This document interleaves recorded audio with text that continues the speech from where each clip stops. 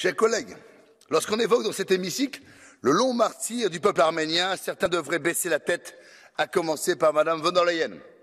En concluant en juillet 2022 un accord gazier avec l'Azerbaïdjan, c'est bien elle qui a donné à l'autocrate Azeri İlham Aliyev et à ses protecteurs turcs un permis de tuer et d'épurer à grande échelle dans le Haut-Karabakh.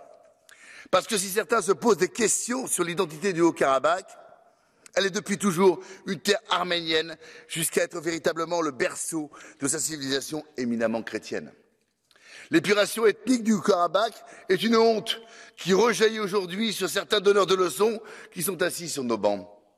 Une hypocrisie doublée d'un aveuglement car vous devez savoir qu'on se trouve dans cette région du Haut-Monde en face d'un projet de constitution d'un territoire hégémonique au seul profit des peuples d'origine turque dont la prochaine étape sera la mise au pas de l'Arménie, de gré ou de force.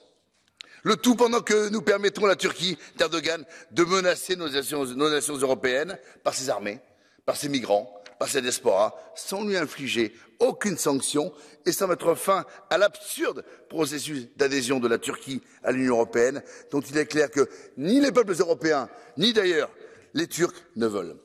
Dans le cas de l'Azerbaïdjan comme de la Turquie, le but est le même, effacer la civilisation européenne et chrétienne et étendre la civilisation turque et islamique.